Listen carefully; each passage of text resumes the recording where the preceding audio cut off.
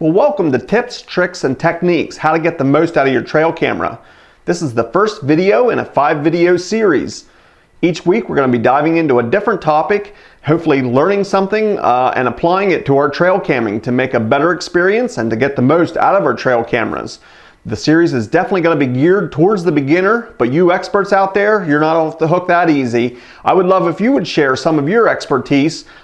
Simply get down in the comment section and share some of your tips, tricks, and techniques, and we can all learn together. Also, if you have questions as you go along, please put them down in the comment section. The last video in the series, I'm hoping to do a little bit of a question and answer and maybe answer some of these questions that are left down in the comment section. So don't be shy about asking your questions down there. I'll try and address as many of those as I can. But before we go on, I want to mention Foxelli Outdoor Gear at Foxelli.com. The folks over at Foxelli are partnering with me to bring you this series.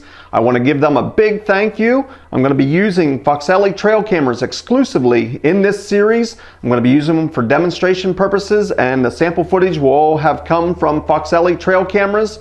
Now, the information I'm going to be sharing in this series, I'm going to try and keep it as universal as possible, and it'll apply to any trail camera or any brand that you use. But I do want to thank Foxelli and Foxelli trail cameras for helping bring this series to you.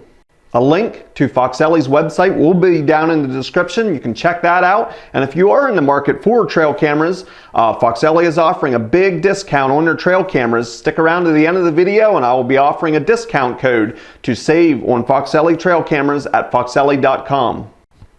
Now on to today's topic, picking the right trail camera and selecting the right settings. Now this seems pretty straightforward, but I wanted to lay some groundwork in today's video on how to pick a camera, what to look for, and what settings to put it on. And this is highly going to depend on what you're using the camera for. But when you go to pick out a trail camera, everybody looks at megapixels. These cameras have been at 5, 10, now they're up to 20, 30 megapixels. Do you simply go by megapixel, pick the highest megapixel you can afford, and that's going to be the best camera? Well, not necessarily so. Let's dive into this topic just a little bit more. Now, camera manufacturers and trail camera manufacturers over the years have been fudging this megapixel number just a little bit. The true megapixel of the camera is often a lot lower than what is advertised. They use a word like interpolated number to come up with that 20 and 30. Now, some of you out there are going to know a lot more about that, and you can leave that down in the comment section because I still need to learn some of that. But I know that they are taking these numbers, the native number megapixel of the camera is not necessarily what they're advertising. They're advertising a blown up version. Yes, their processor is giving that, and that's the file size you're getting, but it's not a true native to the lens of the camera. So you have to not necessarily go for megapixel only. Now, as I mentioned before, you really have to take into account what you're planning on to use this camera for. Are you going to be putting it over a bait station and know basically where all the animals, what the distance is from the camera? Are they going to be standing still? Are you going to be running it mostly on video mode, or do you prefer photo mode? Are you going to be leaving the camera out for long extended periods of time, months at a time? Or are you planning on checking the camera every week? All these decisions play into picking the right trail camera. Lens angle is another big issue. To me, I like the wider the lens, the better. A lot of trail camera manufacturers have different angle of their lenses, and you have to dig into the specs in order to see what the angle is. It's not always fun, and it can be a little intimidating going into the specs and know what you're looking for, but look at the angle of the lens that's offered. Both of these Foxelli models, the 20 and the 14 megapixel, are a wide angle lens, 120 degrees if I remember correctly. Now that's something to keep in mind because that's going to give you a wider field of view, and you're going to be able to pick up a lot wider than what a 90-degree lens per se. A 90-degree lens is going to look a little more zoomed in, but you're going to get a lot narrower field. So that means if you're hanging the camera over a certain area, a 90-degree view may not be picking up actually what you want to see. And that's where I always err on the side of a wider lens, and these Foxellis fall right into that. Here's some sample footage of exactly what I mean. Here's a different trail camera that has a 90-degree view on their lens. And then I mounted the Foxelli trail camera on the exact same tree at the exact same height with its wider field of view. And you can just see here how much more you can see with the Foxelli trail camera or any camera with a wider field of view lens. Another thing I look for to indicate the quality of the trail camera, besides just looking at megapixel, is the frames per second on video mode. Now you're going to have to dig into the specs a little bit oftentimes to find this number, but I like to look for a camera that has a minimum of 30 frames per second. That ensures a pretty smooth video, and that's a decent file size and a pretty good quality video oftentimes if it's 30 frames per second or more. If you drop down to the 15 and 10 frames per second, those videos can appear pretty choppy, and it's a pretty small file size indicating not as good a quality in my opinion. Another topic is putting your camera that you have on the right settings to accomplish what you're planning on doing with the camera. Are you going to be having it on photo mode? Are you picking 1, 2, or 3 photos? Or are you going to be putting it on video mode? If you do, how long of the video? How much of an interval in between shots? And that all depends on what you're going to be using the camera for. So take a second, think what you're going to use the camera for. Are you going to be putting the camera over bait and having the animals and wildlife that come in there for long periods of time? If so, you're definitely going to want to widen out that shot interval, the time between trips of the camera. If you have it too close, you're just going to be filling up your SD card almost immediately just because the animals are constantly there and the camera is constantly going to be taking photos or videos.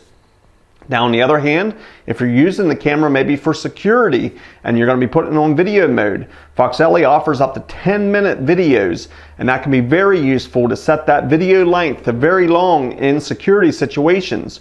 You can run a 6-volt power inverter and to power this camera, mount it outside of your house or an outbuilding, maybe inside of a warehouse or inside of a building.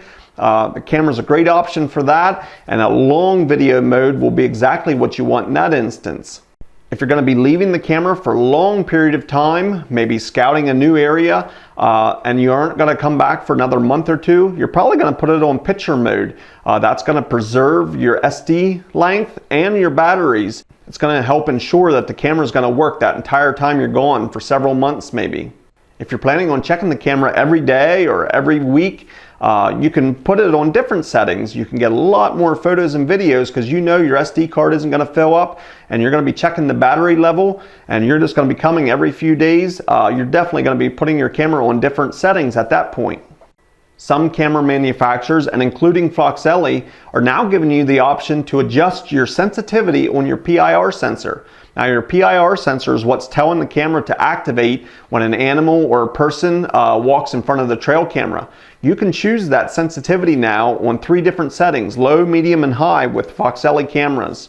Again, to adjust that setting correctly, you're going to have to know what you're intending to use the camera for. If you're planning on having the animals real close, low setting is probably the best for you.